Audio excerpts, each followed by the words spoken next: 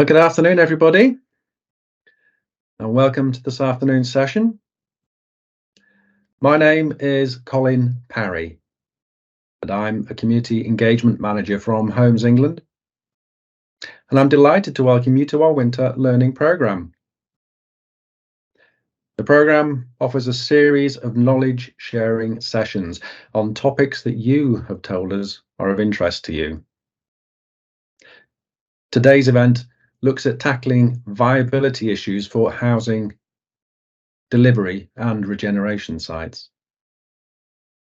This winter learning programme is brought to you by Homes England's Local Government Capacity Centre, and this slide summarises what the Capacity Centre is and what our mission is.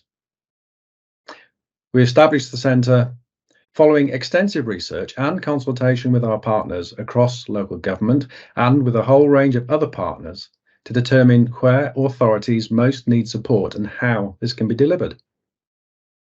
Next slide, please. The learning programme is just one of the tools offered by the Local Government Capacity Centre. Our offers also include the Housing Information Hub, which is an index of professional housing resources available via gov.uk, and fact sheets to support local authorities with the case for housing development and regeneration, and a capacity analysis tool which you can use to assess capacity. We look forward to hearing how we did in this programme at the end of this session, and there will be a survey poll at the end. Next slide, please. On the screen, you'll see a breakdown of the session today. Phil Perkis from Beacon Partnership will be talking about viability, why viability matters, the impact of market forces, and alternative delivery routes. We'll be finishing with a question and answer session, and I'll then draw the session to a close. There'll be some more polls to get some immediate feedback during the course of the session and your ideas for future sessions. And I'm now going to hand you over to our first and only presenter, Phil Perkis. Over to you.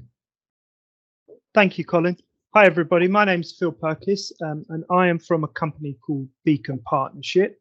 There is a slide, the next slide, that sort of briefly gives you a little bit of information about Beacon Partnership. We are a development, regeneration and housing consultancy and do a range of services around the development process. I'm not going to spend any time on this slide, but it's there if you want to go through it. And if you do want to talk to us, please feel free to contact us. Today's session, as Colin said, we're going to be talking about tackling viability issues for housing delivery and regeneration sites. We've got a lot of information to get through this afternoon, so I'm going to be moving pretty quickly through it. You will get the slides after the session, and there is an information sheet that hopefully will be sent out to you with those slides. So if we can go to our first slide, we're talking in our first session, we're talking about viability. The first thing I'd like to highlight today is just to talk about the different types of viability assessments that are undertaken. There are two main types of viability assessments: planning viability, and that answers the question, does a scheme provide the required planning contribution? We're talking here about affordable homes or Section 106 contributions. And then the second main type of viability assessment is investment viability. And the question we're answering here, or asking and answering, is does the scheme work financially for the organisation? Today in our workshop, we are considering investment viability. They're very similar in approach, but our focus is on the investment viability. Our next slide shows us how investment viability works. And what you've basically got here is a flow chart that highlights how a development appraisal toolkit effectively works. You have a number of information go into that appraisal. So we're talking about scheme data. And the scheme data is mainly your residential homes. This is your market homes, your affordable homes, any commercial units you're providing, any community units. Then you have your costs. So here we're talking about acquisition works, planning fees, professional fees, planning and statutory fees and contributions, contingencies and overheads. And within there, you'd also consider profit if that was something applicable to the appraisal.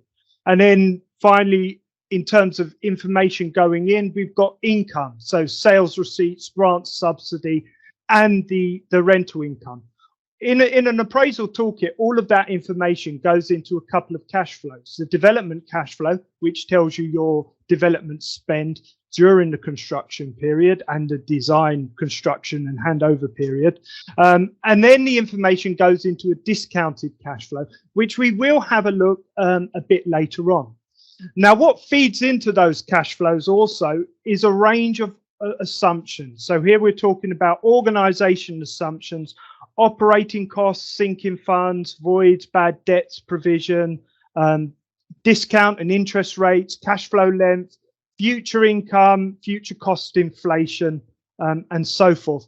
And that throws out a range of performance outputs: yield on debt, interest cover, cost of value, break even, payback, internal rate of return, net present value are some of the ones out there that organizations use.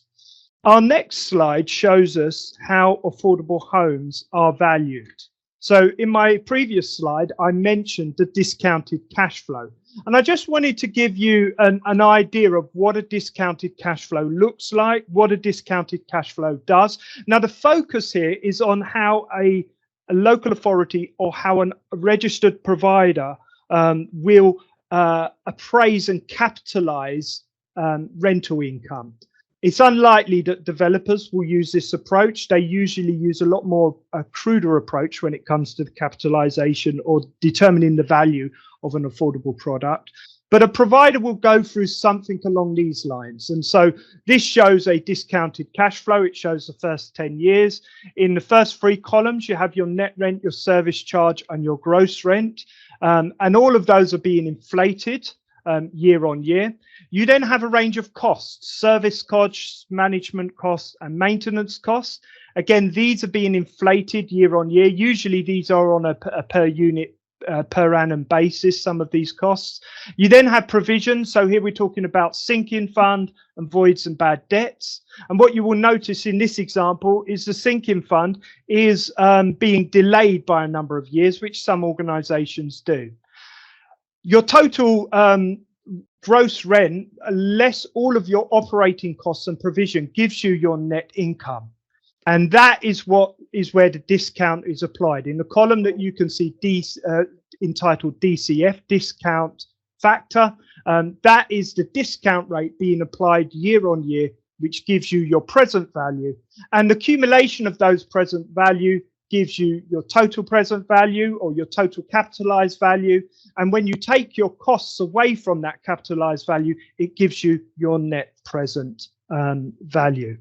The discount rate in this example considers the cost of borrowing and also the risk associated with that borrowing. And effectively, this methodology is what you would call EUV, or existing use valuation methodology.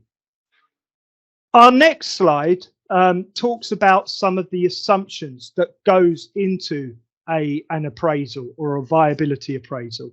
And there's a range of assumptions. I've just highlighted basically the two assumptions that have the greatest impact when it comes to viability, which is your discount rate and your cash flow length. So at the top 3 charts at the top show you cash flow length of organizations for social and affordable rent products. And down the bottom, it's the discount rate. For social and affordable rent. Down the bottom, it's the cash flow and discount rate for shared ownership.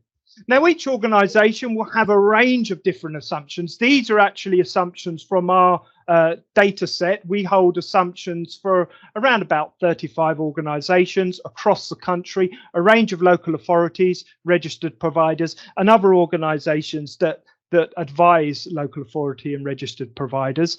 And these charts show you the variation that organizations will have when it comes to their assumptions. There are two charts there: target rent present value and value of shared ownership, which show you the outputs of those assumptions. And what you can see is each organization will value affordable units differently, and therefore their assumptions plays a major part in how viability is impacted. Our next slide highlights the types of performance hurdles that organizations, local authority and registered providers consider when it comes to viability. So these are all the ones I mentioned earlier. I've added a couple more on there.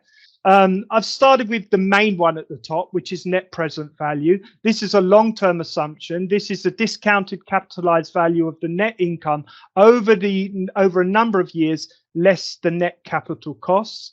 You've got internal rate of return. This is the flip side of the coin of net present value. This is the rate of return of inflows and outflows over a number of years.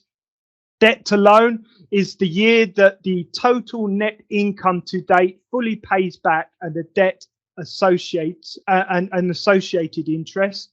You've got cost to value. This is the comparison of the unit of the cost of a tenure or project against the open market value, or unit against the open market value. That is a short-term output. Interest cover is another short-term output. This is the percentage cover of the net income compared against the interest on debt in a particular year, usually year one. And then we've added a few more there. Profit, which considers basically the profit on any kind of unit. So if developers, this is mainly what developers will look at. They will look at profit on costs, usually around 6%, and profit on private sales somewhere between 15 and 20%, sometimes even higher. And then the final one there is ROCE, or return on capital employed. And this is a financial ratio that shows the profit generated from its capital. And this, again, this is usually developer focused. Off to the right hand side, you will see a range of expected output performance. Our next slide just highlights some of the reality in terms of hurdles, especially for local authorities and registered providers. You'll be providing schemes that have a range of units, and where you are looking at regeneration sites, they will look at private sales and sales incomes and the value of things like build to rent and PRS, and all of that will factor in. But also part of your commitment will be making sure you provide affordable housing, and many of the local authorities that we work with want to provide above the policy level affordable housing in their regeneration schemes. This slide just highlights some of the realities when it comes to performance hurdles on affordable units. For 100% affordable schemes, and especially 100% rented schemes, unless they're heavily subsidized, they won't achieve the hurdle rates we highlighted in the previous scheme. And this table here just highlights some of the expected rates you could expect to see. An NPV of greater than a deficit of 100k per unit, an IRR that is less than the borrowing rate, payback that's less than the cash flow period, the cost to value that sometimes exceeds 100%, and interest cover that is below 80%. And I suppose one of the important things to highlight here, that this does change and it will depend on how a scheme is subsidized. For example, right to buy receipts will improve these in areas where your right to buy receipts are greater than your potential grant. We're now going to move on to our next slide and just talk about why viability matters. Our purpose of our first slide in this section is to highlight why viability matters. So there are 5 main reasons I think why viability matters. 1, it informs decision making. 2, it develops a robust ability to respond to unforeseen issues. So when you go through your construction period, it gives you that robustness to respond to things that come up and additional costs that arise. 3, it gives you the ability to provide more affordable housing. The more viable your schemes are, the more affordable you can do. 4, it gives you the ability to increase surpluses for future investments. And 5, it improves the organizational business plan. We're going to have a look at a couple of case studies which highlight some of the points above. Our first case study on the next slide is an estate regeneration. This is, and these case studies are live schemes. The names and the pictures and any reference to the scheme, even the numbers in some cases, have been changed to protect the innocent. But this scheme is an existing low-rise council estate in London. It's built on existing council land. It's a 2-phase demolition and regeneration. Phase 1 delivered 90 homes, mostly social rent with some market sale. Phase 2 delivered is hoping to deliver 60 social rent homes with 200 private sale units. The planned outcomes of phase 1 was to make a small deficit which would be recovered on phase 2, with the overall scheme breaking even. Phase 1 completed in 2016 with a £15 million deficit, which was due to the following reasons: expensive design and over-specification of the social rent homes, excessive sizes of homes and circulation space, and underperformance of the market homes. Their expected deficit was a lot smaller than £15 million. Phase 2, the impact of that was that phase 2 was paused after demolition and was subject to several reviews, and the scheme was left in limbo for a number of years. And actually this phase 2 of the scheme is likely to start on site later this year. Our next slide highlights some of the outcomes of the reviews that were undertaken. When the reviews were undertaken, it was discovered that it was unlikely to recover the phase 1 deficit for the following reasons: homes bigger than the nationally described space standards, an inefficient net to gross ratio, poorly designed sales homes, expensive design features, and a provision of a significant number of larger family homes. And the lessons that the organisation learnt through the review of this scheme was: viability needs to be monitored throughout the project. There needs to be strong cost control to ensure viability is achieved. Sometimes you need to cut your losses and move on. Slow decision making leads to delays and additional costs, and that's been amplified recently because of inflation. And there's a need to work in partnership with key stakeholders and highlight viability both internally and externally. Our second case study is a direct delivery scheme. This was a redevelopment of a 1960s existing council estate, again, existing land, council land. It currently includes a sports facility, community centre, football pitch, play areas and associated green space. The site is underdeveloped with the potential to deliver more than 100 new homes. However, the development needs to include the replacement of a community centre along with adequate play facilities and play areas. An initial capacity study in 2016 considered a mixed tenure development, which included private sale to subsidise a new community centre. It was suggested that 115 new homes across 6-storey development could be built on the site. However, following local engagement and discussions with planners, that scheme changed to a 97 home scheme across 3 blocks ranging from 7 to 9 stories, and planning submission was prepared. However, prior to planning application submission, there was political pressure to reduce the density of the site and to increase the provision of affordable homes to 100%. The current status of this scheme is it's still in limbo. A number of revised options have been considered. In the end, planning was submitted for an 83-unit scheme, 100% social rent in 2021, and the scheme has not yet started on site due to financial constraints. Our next slide shows us how the scheme changes in terms of its viability from capacity study in the column on the left right through to the approved scheme in the column on the right. And the lessons learned here, what you can see is it goes from a positive NPV right down to a massive deficit in terms of the NPV, which may have been able to be subsidized by the organization at some point, but can no longer be achieved. And so the lessons learned here is that engagement needs to involve transparency around viability.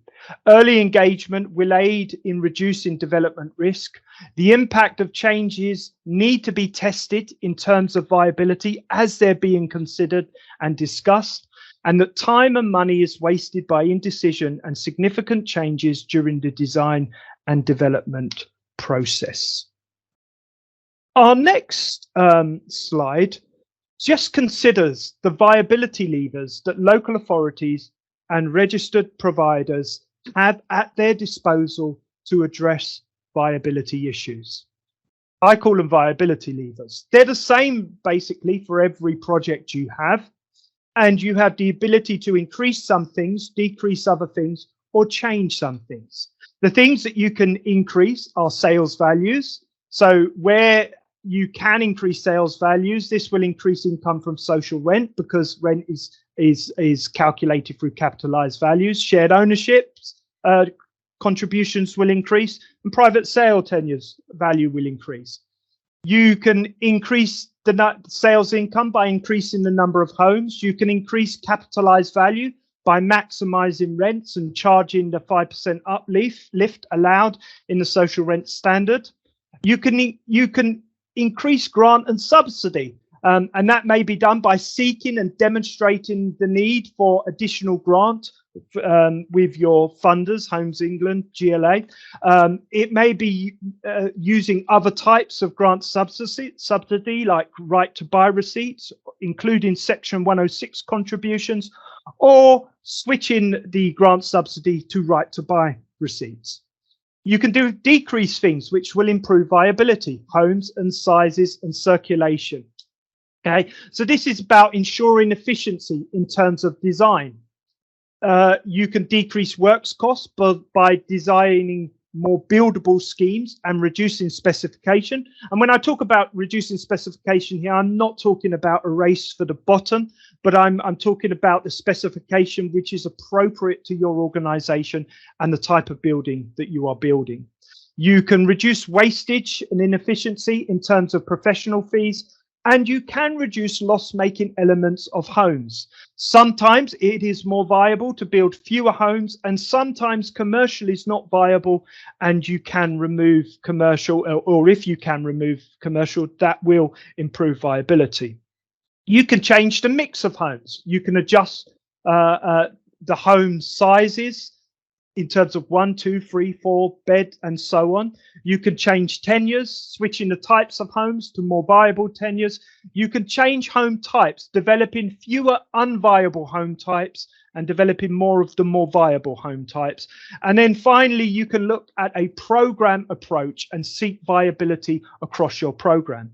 Now, some of these things will be within the control of officers and will be within the control of decision makers. Some of these things will be outside of your control. Some of these things will be the control of market forces or the control or in the control of planning policy. One of the things that you have to do in assessing viability, even if these things are out of your control, you do need to stress test your scheme. You do need to consider the impact of changes to your scheme. And I would suggest you do need to understand why your scheme is or is not viable. We're now going to move to our third element of today's workshop, which is talking about the impact of market forces. In our experience, council homes cost more than private developers. They cost more because of higher spec. They cost more because of political intervention. They cost more because of procurement. They cost more because of social value aspirations. And they cost more because of the difficult sites that you guys have to deliver. And then finally, they cost more because of the associated regeneration costs, so decants and buybacks. In terms of market context, our first slide here shows us how construction prices have increased over the last, this is over the last 7 years. This is a year-on-year increase. So even though it looks like it goes down towards the end, this is not construction prices going down. This is the annual increase going down. And what you will see is over the last, particularly over the last sort of 18 to 24 months, construction prices have increased significantly. Our next slide shows the impact of increase in terms of construction material. So this is the cost of material that's gone up, and particularly through that pandemic period, the price of construction materials increased, and there are a range of other things, stuff going on in the Middle East, Suez Canal, and all of those sort of things that have impacted on the cost of materials increasing over the last few years. It looks like that the inflation on construction material prices is now settling, as you can see from the graph. Our next slide just gives us a bit of context in terms of the construction market. The market context is that there is falling construction output at the moment in new housing. There are a number of stalled projects across the country due to viability challenges, and the construction cost inflation is easing, and it is anticipated it will continue to ease. In terms of contractors, overall market price reductions have been offset by increased labour rates. So while prices have gone down in terms of material, prices in terms of labour rates, because of the skill shortage, have gone up. Material availability and delivery lead times remain at optimum levels. However, this presentation was put together before we had the stuff going on over the last week in terms of the Far East. Contract demand for new work is increasing. Signs of contractors becoming less risk of adverse are out there. However, the risk of insolvencies and low credit scoring is still a risk for organisation. Our next slide gives us a bit of context in terms of future outlook. So in terms of market outlook, we anticipate lower market activity in the short term, schemes delayed or shelved due to viability to continue, a shift towards asset management, repairs and maintenance, and this is including building safety, retrofit, and also the insolvency risk remains elevated. In terms of labour and materials, skills and labour shortages look set to continue, pushing up wage growth. However, contractor appetite for works and risk ownership is growing. In terms of pricing, weaker price could increase costs of imported materials. Conflict in the Middle East and Ukraine may create volatile energy prices. Increased pricing competition, we think, there's going to be increased pricing competition into 2024. And then in terms of inflation, we believe that inflation will taper off to more typical levels as we move throughout the year. The Build Cost Information Service, BCIS, is predicting a 3.1% change over the next 12 months. Our next slide looks at house prices. So we've spoke about works costs, but now let's have a look at what's happening in terms of house prices. This slide here shows some Savills data from December 23 and how they are predicting house prices to go over the next few years. As you can see, they are predicting some stormy weather for 2024, some improvement in 2025, and us not to see some major improvement or significant house price growth until 2026 for the majority of the country, but they believe for London that won't be till 2027. The charts there just show you how house prices have grown, and so what you will expect that bottom chart to do is peter out over the next couple of years before it starts to grow. Our next slide. So what we're going to do now is we are going to talk about how both those works costs and house prices are impacting viability across the country.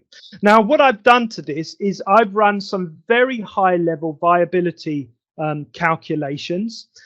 This slide here shows you the assumptions that I've used. I'm not going to go into it in any detail. This is simply for information purposes. These are medium assumptions from the Beacon Partnership assumption data set, and they're not endorsed by Homes England, and we are not suggesting that any organisation should use these assumptions. We're merely suggesting them as benchmark or an average of assumptions that we hold in our data set.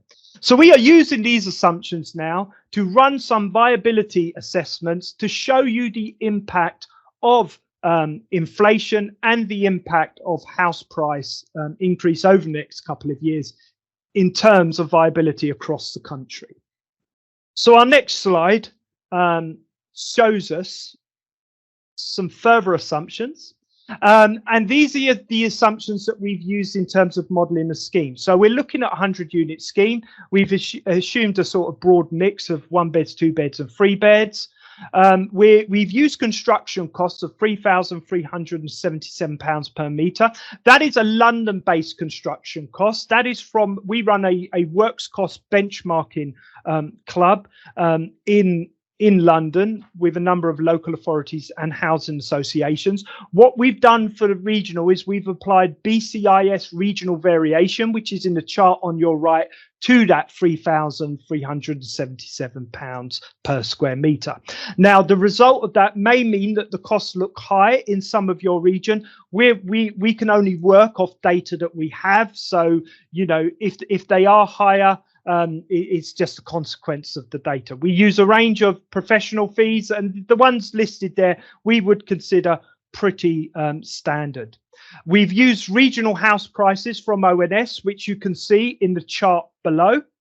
And again, these are regional, so they don't deal with the nuances within your local authorities, within your local areas. So again, we're only providing a very high level assessment here. And we're going to consider a number of options. We're going to consider 100% social rent.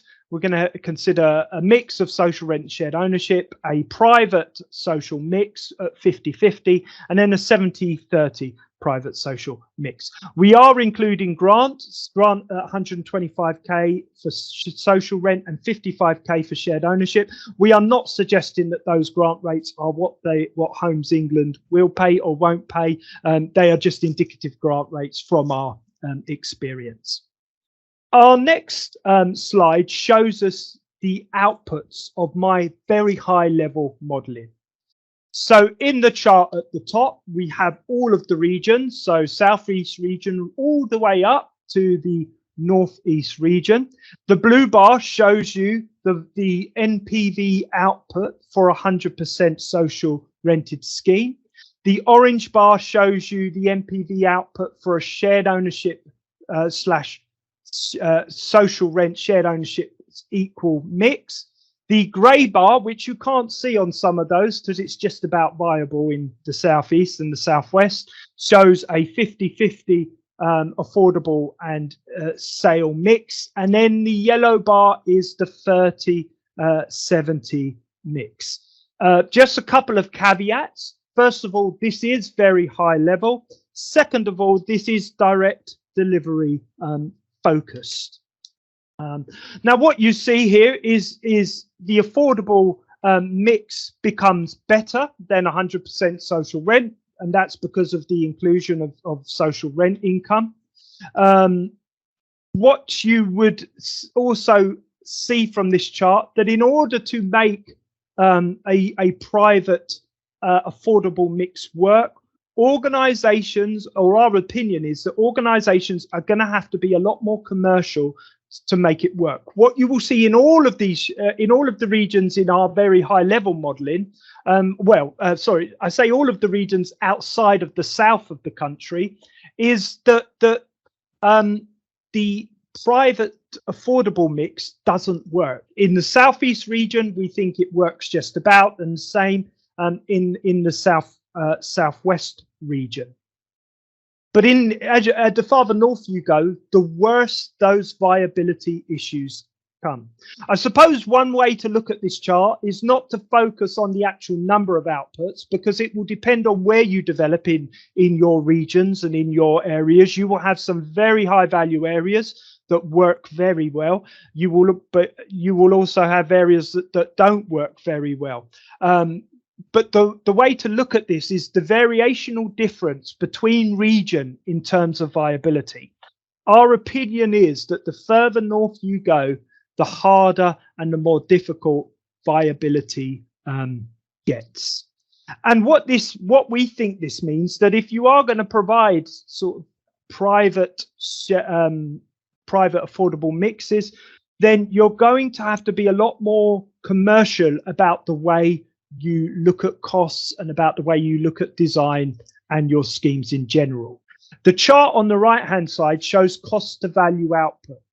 And what we think our high level modeling shows is that the further north you get, the more difficult it is to achieve that cost to value ratio. I think another few things that we think these charts sort of throw out is on the 70-30 private affordable option, you really see the impact of the loss of grant, because the 50-50 option, we have included an element of grant, but we haven't included grant on the 70-30 option. And in areas where cost to value, where costs exceed value, you know, the introduction of sale does not work. And I've seen areas in London where cost to value doesn't work. And therefore, you know, the idea of doing market sale just doesn't work. And finally, just to highlight what I said, is that cost to value challenges are likely to be experienced the further north you go. And what that basically means is the further north you go, the cheaper you have to build, basically, if you want to achieve viability.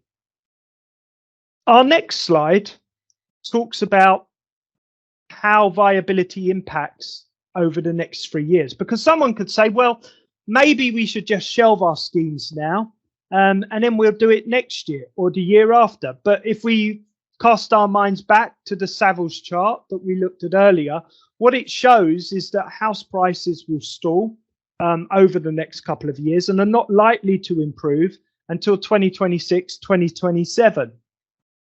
And what that means is that actually viability is not necessarily going to improve over the next couple of years. In this chart, what we've done, we've inflated construction costs over the next couple of years, because that's what expected. But we've froze house prices depending on what the Savills chart suggests. And what this suggests is that you're really not going to see a significant improvement to viability, or we believe anyway, for the next 3 years. Our next slide talks about some of the other risks and challenges that we think you guys are going to have to face. So first of all, there's the impact on phased delivery. And what we're talking about here is really the impact of stalled house prices, continuing inflation, stalled house price growth, and continued inflation over the next couple of years. This is going to be something you have to grapple with in your viability assessments. You're going to have to grapple with the continued skills shortage. That doesn't look like it's going to improve in the short term. There are a number of legislation that is coming into place, or that has come into place, namely the Building Safety Act 2023. And one of the primary outputs of this is the increased fire safety measures that you are now all going to have to consider when designing your scheme. There's the Levelling Up and Regeneration Act 2023. And some of the things you're going to have to think about here is new ways of calculating contributions towards affordable housing and structure, the centralisation of policy, which may impact on costs, and the impact of development timeframes. There's the Procurement Act 2023, This may introduce new processes which may impact on timing. There may be some compliance impacts around small and medium enterprises, and there may be a cost impact on environmental and social responsibility that comes out of that Procurement Act. And then number 6, you've got the emerging sustainability aspirations.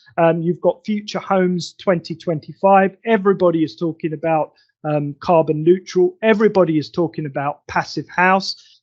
In our experience, passive house adds something like 10 to 15% on top of your costs. And number 7 on there, and I'm not sure if it's a good thing or a bad thing, but we've got a general election coming up. So you've got potentially housing policy significantly or drastically changing. And as I said, that may be a good thing. It may not be a good thing. But we are all going to have to think about that when we think about viability issues.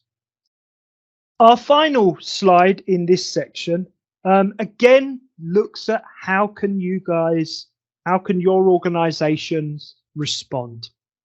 And again, it's the 3 things that we highlighted before: increase, decrease, and changing. So what can you increase? Well, you can maximize social rents by charging the 5% uplift, which the rent standard allows. You can include the use of recycled capital grants, section 106 receipts. You can use right to buy receipts, or you may be able to demonstrate to Homes England or the GLA that there is more funding, a requirement for more funding, but that will need to be demonstrated. The things that you can decrease is decreasing your costs, building homes to nationally described space standards. And I don't underestimate how difficult that is. I am a viability person. I'm not an architect. And so it's easy for me to say build it at 50 square meters or 70 square meters. But architects will tell you that that's not always achievable depending on your building configuration.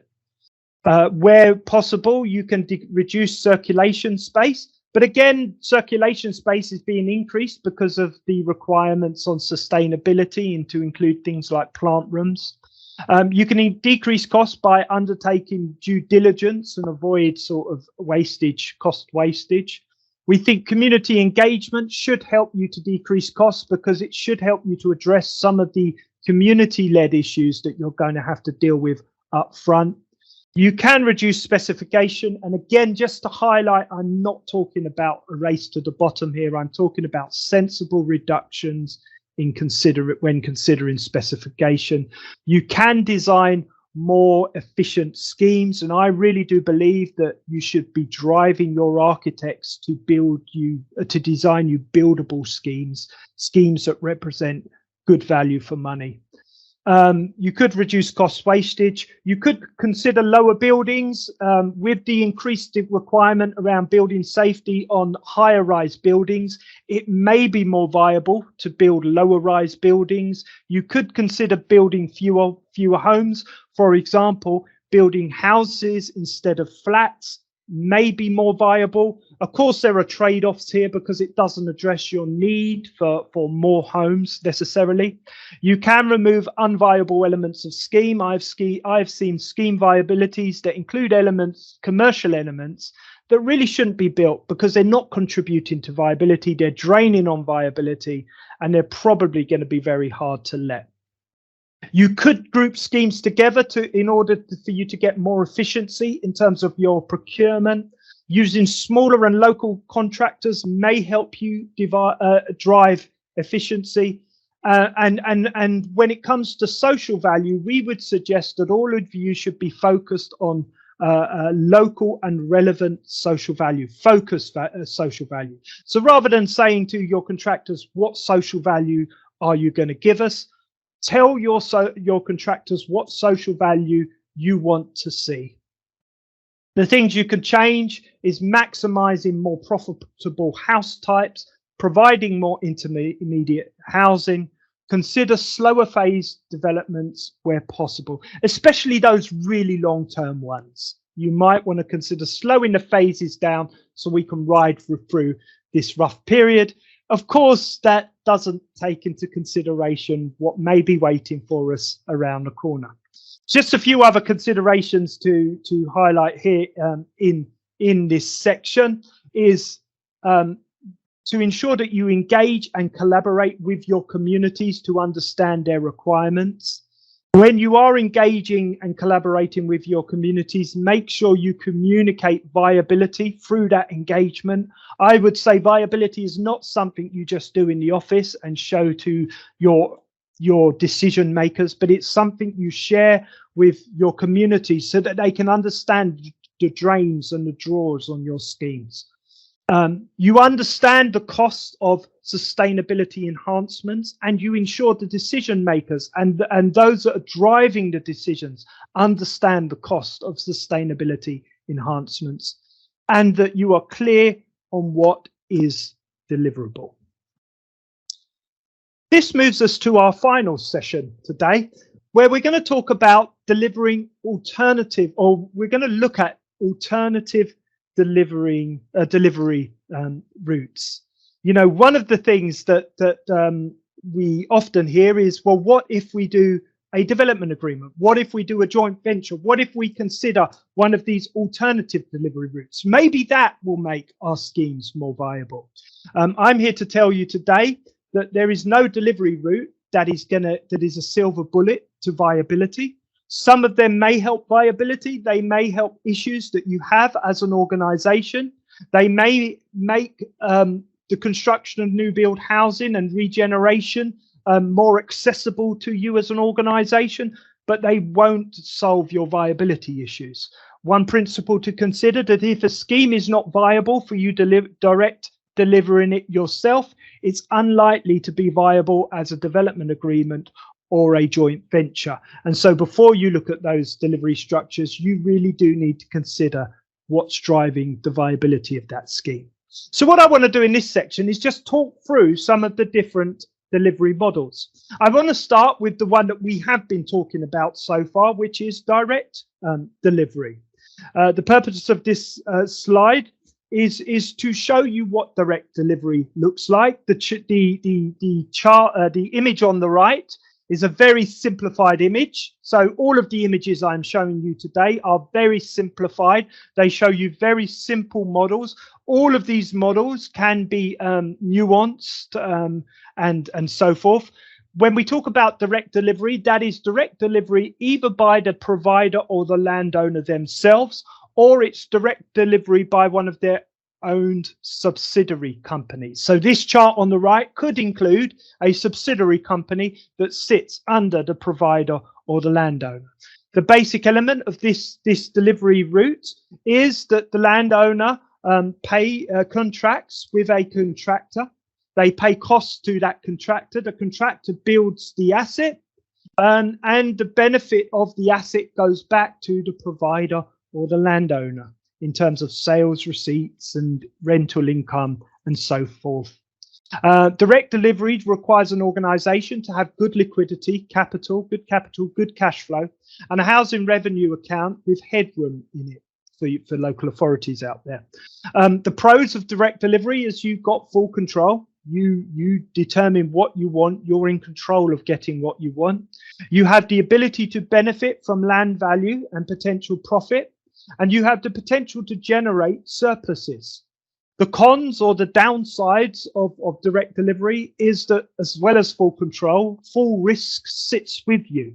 So when the unforeseen things come up, or if a contractor goes bankrupt or whatever else goes wrong on your development, all of that risk sits with you. Another consequence is that direct delivery generates debt, and it does require the availability of cash. So in order to engage in direct delivery, you need to have cash available. And finally, the higher potential to be impacted by inefficiency and politics. So because you're direct delivering it, there is a higher impact. There's less scope for you to argue with your own planning teams about what should be delivered and what shouldn't be delivered. There is more chance that you're going to be impacted by the decision making of your members and your local politicians. And there is a good chance that there's a whole load of local authority bureaucracy that just generally makes developing new homes a little bit more expensive for you guys. Our next slide shows us the delivery structure of a development agreement. Now, this is a very simple development agreement. At the top, we've got the landowner or provider. On the left there, we've got a contractor, and on the right, we've got an asset. And the way it works is that a landowner will enter into a development agreement with a contractor. That development agreement will specify exactly what you want that contractor to do, and what you want them to deliver, and what they are responsible for. So sometimes development agreements will specify that they're responsible for the sale. They benefit from the sale of market housing, and in return they give affordable units back to the landowner, and they give a land receipt back to the landowner. Now, the affordable units in the development agreement don't necessarily have to go back to the landowner. They can be sold off to a third party provider if that's what the landowner wants. The contractor constructs the project, they pay for the project, and what they take back are the sales receipts. Now, I suppose the aspiration of a development agreement is you get land receipt back from the contractor, and you get affordable housing back from the contractor. And I suppose the ultimate aspiration is that you don't have to pay anything towards that. The reality is that in most instances, you will either get a land receipt or affordable housing. You won't, in a lot of instances, particularly in the current climate, get both. And in some instances, you won't get a land receipt, and you'll still have to pay something for the affordable asset. Development agreements work well where liquidity, capital, and cash flow is either limited or where viability is very poor. The pros of a development agreement is that they can be more efficient in terms of debt, because the council is not taking on so much debt. They're more efficient for the council. The risks sit with the developer, or they do contractually anyway. The developer will hopefully, if you're selecting a development partner, you will hopefully select a development partner that's going to bring resources and expertise to make that scheme more efficient and drive viability. And because the contractor will be looking, or the developer, the contractor will be looking to maximize their profit, they will drive efficiency. I said this in some training earlier on in the week, that developers do not enter into development agreements or joint ventures for that matter for love. They enter into it for money. They want to make profit. They have to provide that profit to their shareholders or their owners. And so they are good at driving efficiency. The downsides of a development agreement is that there is no or limited control. The moment you sign that development agreement, you hand control over to the contractor. If you do put control measures into that development agreement, that may hinder or restrict efficiency. The cons are the procurement time. You will have to do a PCR, public procurement regulation compliant procurement exercise, and that will have a time impact on your scheme delivery. You are reliant on a developer, and that there is a chance that profits may take precedence over social priorities. Our next slide shows us the delivery structure for a joint venture. So in this chart here, it's a lot more complex, and this is very simple modeling. However, it can become even more complex than this.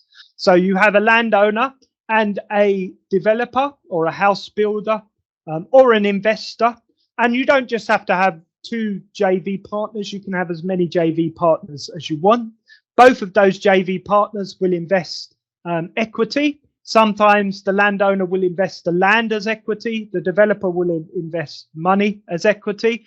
And together they will create an SPV, or a special purpose vehicle. That special purpose vehicle will build the asset.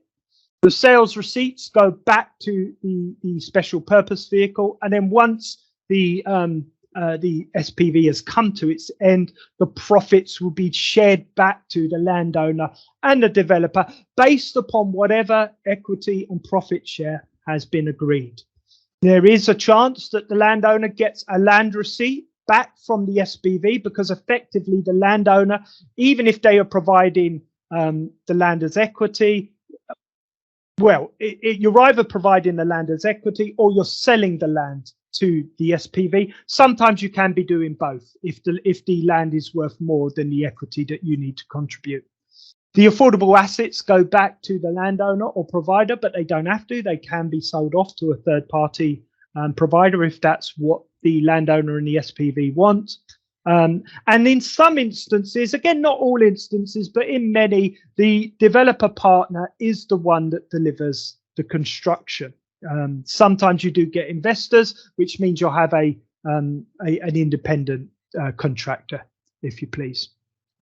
JVs work on large sites. They work where risk is too high for the RP or for the landowner, and they work well where there's likely to be viability issues. The pros of this is shared risks.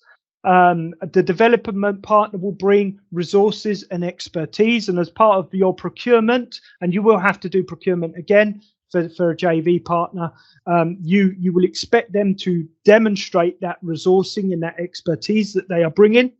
Land can be used as equity, so if the council doesn't have cash, it can use land as equity, and if the land is worth less than the equity required, the landowner could just take a lower share in the JV. And landowner benefits from developer profit.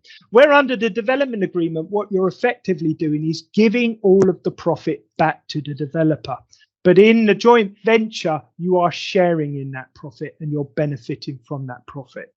The cons of a JV are it really only attracts large sites only. I would say 200 homes plus, but some people may even consider 200 homes too small for a JV.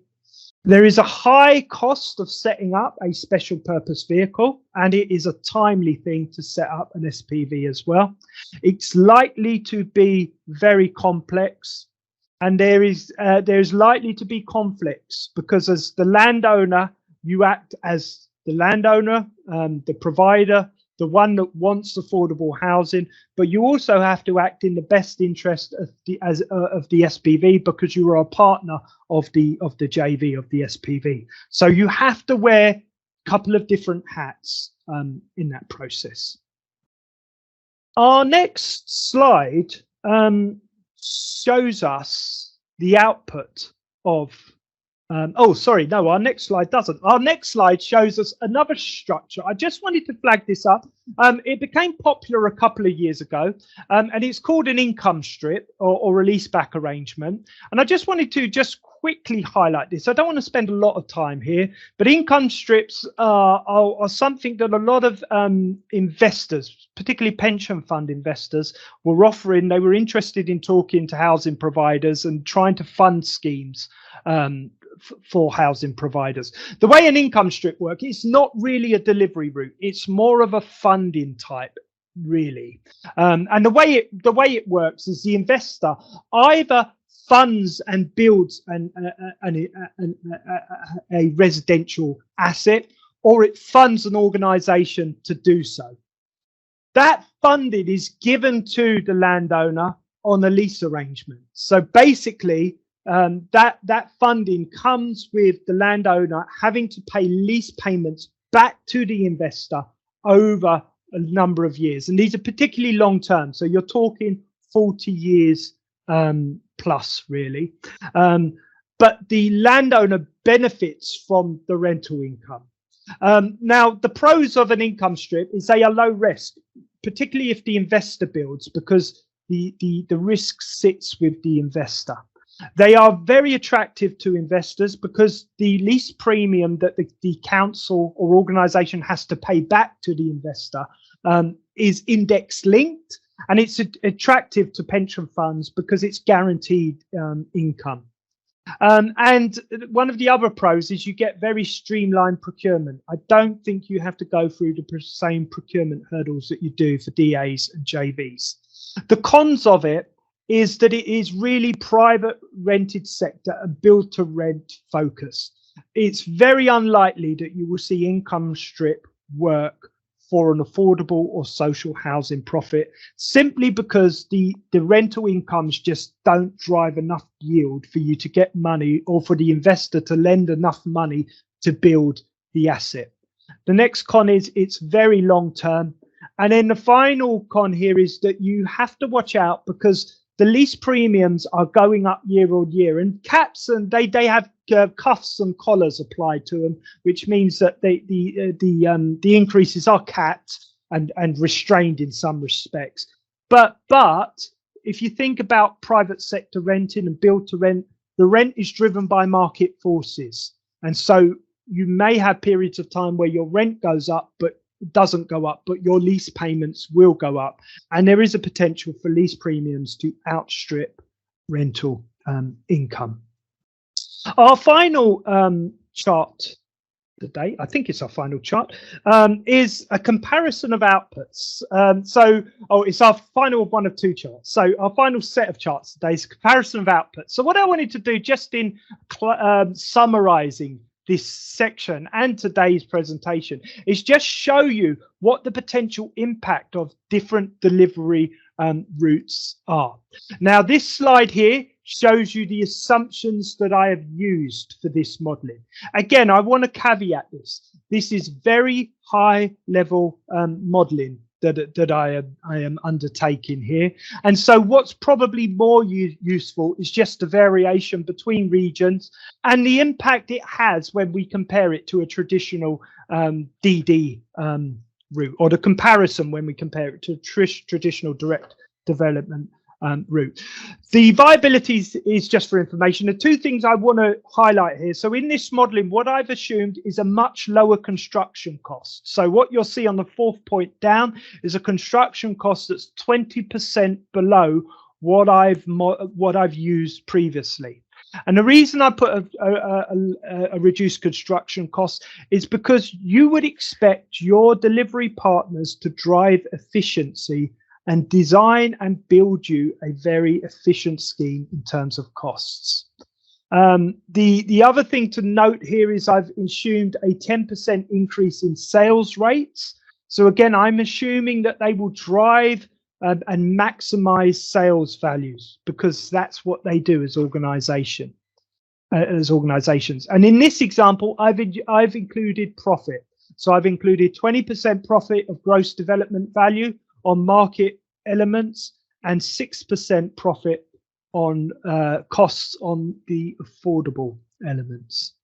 So if we look at our next slide, so this slide shows you the outputs, and I've selected one region here. I've selected the Southeast region simply because the Southeast region in our modeling was the most viable. And in that example I originally modeled, the scheme provided a net present value of 164,000. Now, if we model that same scheme as a development agreement, using the assumptions that I've just showed you, what you get here is that net present value isn't better than direct delivery, it's worse. And the reason it's worse is because whilst you're getting efficiencies in terms of construction costs, whilst you're getting more sales income in, or the developer's getting more sales income in because it's maximizing sales values, it's taking a profit, and that profit has to come from somewhere. So for the organization, this scheme would become worse for the organization. It would generate a net present value of minus just over 850,000. What this essentially means, in order for this development agreement to work, the organization would need to plug that money into the development agreement, or give it to the developer to make the development agreement work for them. What you can see in the last column is a joint venture, certainly in our modeling. And again, I'm going to say it's not always the case, But it should be the case where you've got good cost to value levels and you've got good profit on sales values. You would expect your joint venture to be better for an organization than direct delivery. And what's simply driving that is the efficiency that a JV partner should be bringing to you as an organization. Just to highlight here, so direct delivery, what you can see, if you look at that line that says net capital cost, what you've got in a DD, or sorry, if you look at the line that says total capital cost, what you've got in a DD is that is the highest cost outlay of any of the options. So if you were delivering this scheme as a direct delivery, you'd need to find just under £35 million of capital costs to fund, basically. A development agreement, that drops considerably, and the same for a joint venture. So DA is high capital outlay. DD, direct delivery, is high capital outlay. DA is low capital outlay, but results in a loss of profit. So you don't have to put so much money into developing the scheme, but you are at a disadvantage because the developer takes a profit and you lose out ultimately. The JV benefits from profit, but it does involve high setup costs. And I suppose I'll finish on this point, that DAs and JVs only work if the developer delivers efficiency, both in terms of costs and maximizing profits. And I think that is my last slide. And so I'd like to thank you all for listening to me today. And hopefully you've not got bored of the sound of my voice like I do. But yeah, I thank you for listening to me. And now I hand back to Colin for our Q&A session. Thanks for that, Phil. I don't think you get bored by the sound of your voice. Very uplifting. Always like listening to it. Thanks for going through all that stuff. Huge amount of stuff to cover there. So thank you very much. You'd be pleased to hear, I'm sure, or not, we've had a huge number of questions, a lot of debate going on here, and a few questions have been answered in the chat.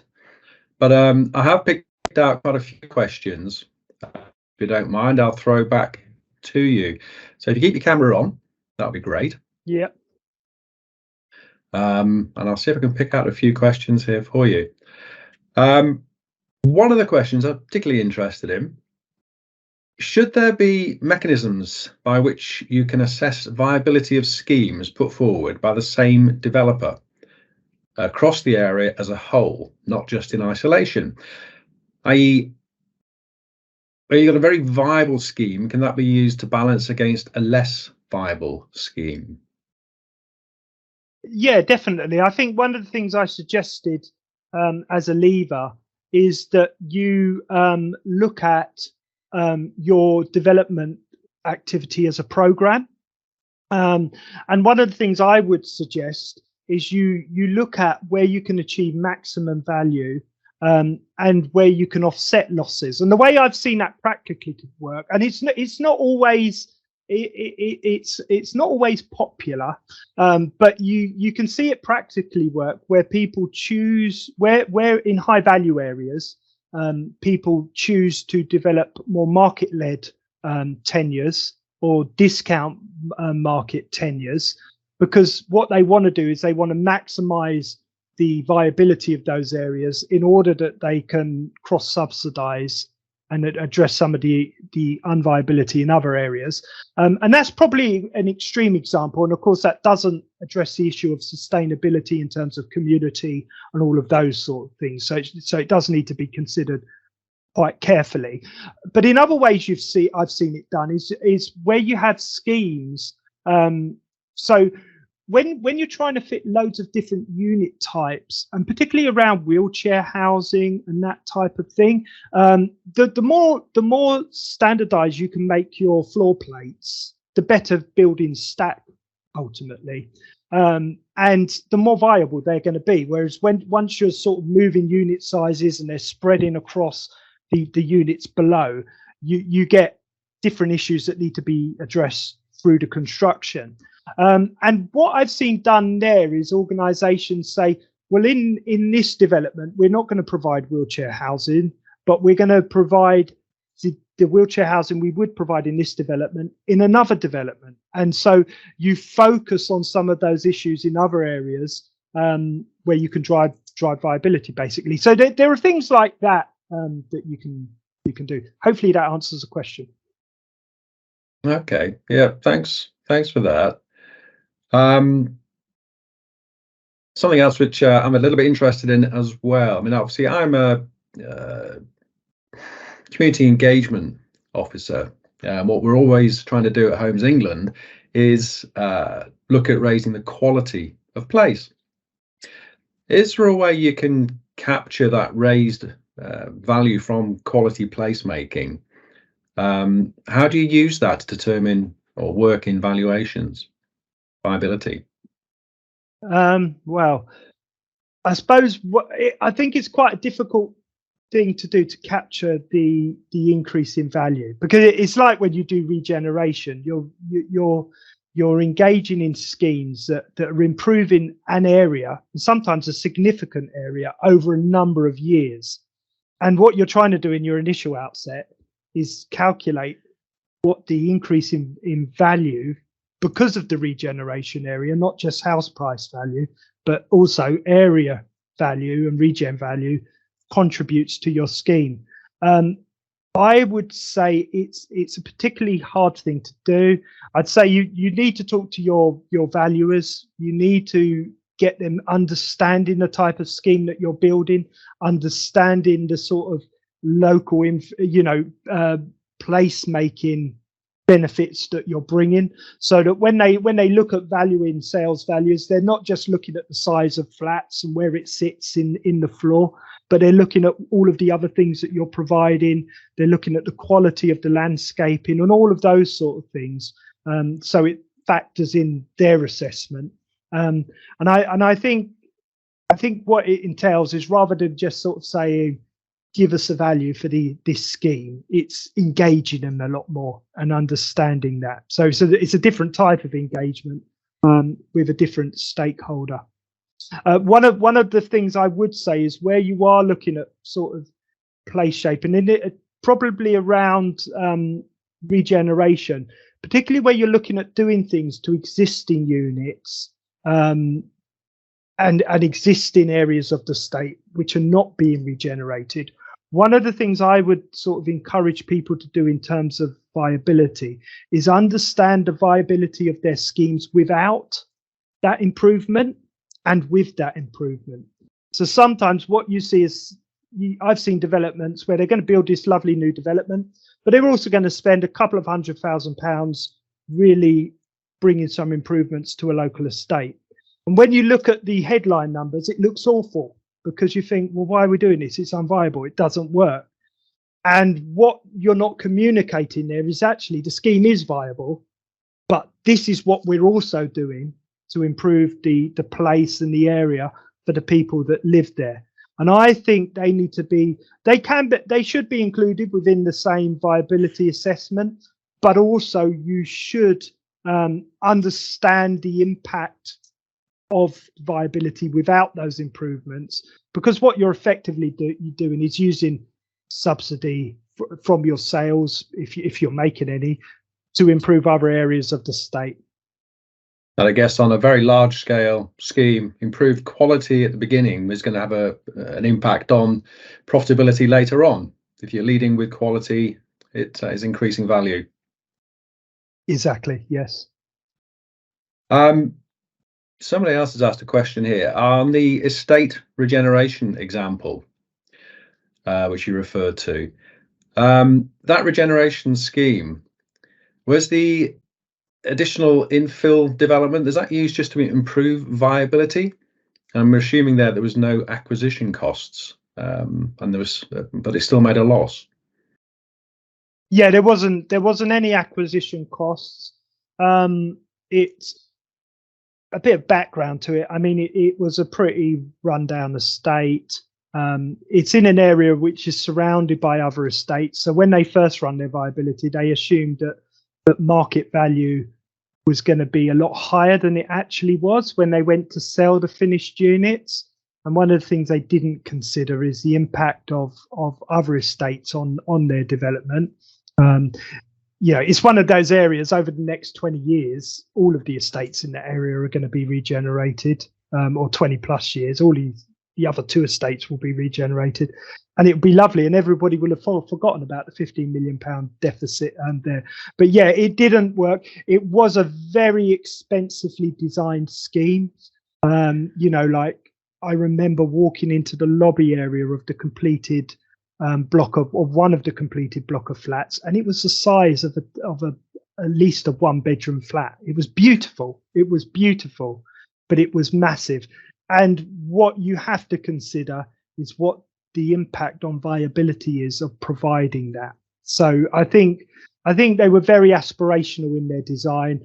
I think they had a lot of residents that I don't want to call them problematic residents, but I want to say they had a lot of residents where they went above and beyond to try and make them happy.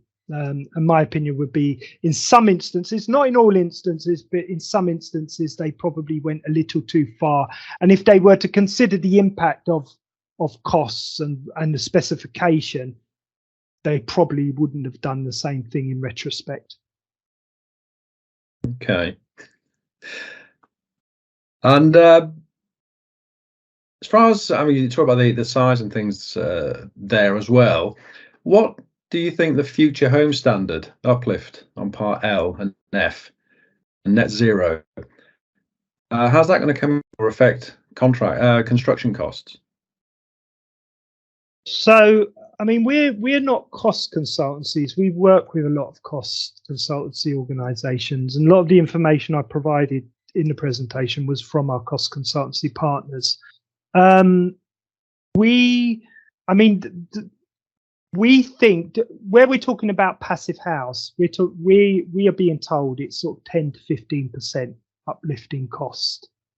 Now, what you would expect is in the short term, as with all new technology and new standards, it's expensive in the sort of short term. But over time, and once people start getting used to building it, we start developing efficiencies, and it starts becoming more efficient in terms of cost. So I would just say, as a sort of finger in the air figure, you're talking at least 10%, maybe 15%. Okay. Larger developers, do they have better access or better costs than the BCIS estimates? Because obviously the BCIS is what's used by local planning authorities in viability assessments.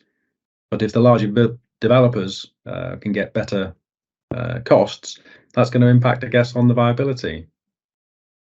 Yeah, well, you would expect. I would suppose it depends on the developer and the type of developer. Where you've got a developer that sort of subcontracts everything out, you'd expect them to have a range of cost assumptions that they use from their actual projects of contracting stuff out. So you'd assume that's better than BCIS, and it's also more detailed.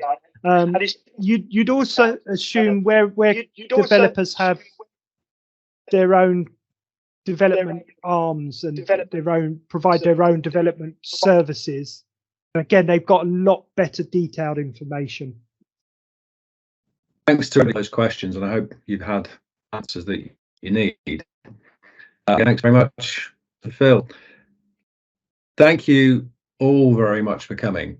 I hope it's been valuable to you.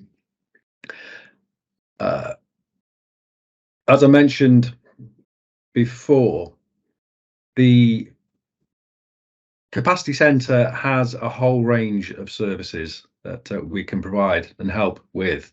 If we look at the next slide, you can see our services or support includes the learning programme, events such as today, the Housing Information Hub, which is available via gov.uk, And the fact sheets, which are here on this slide, which support local authorities with the case for housing development and regeneration. And we also have a capacity analysis tool, which you can use to assess capacity. And please contact us for further information. Next slide, please. So a couple of take-home messages, and these slides, I remind you, will all be available. But a couple of take-home messages from today's session. Be aware of the impact of viability when designing schemes. Strong cost control is essential. There are alternative delivery routes, and they can be useful, but don't necessarily solve all the viability issues. Transparency around viability, particularly through engagement with communities, can be very useful. Open and transparent helps discussion and helps people understand what impact development is going to have and what can be achieved. Next slide, please. Thank you all for your time and for the contributions, and especially thanks to Phil for that very comprehensive presentation. I hope that's been useful. I will see you again soon.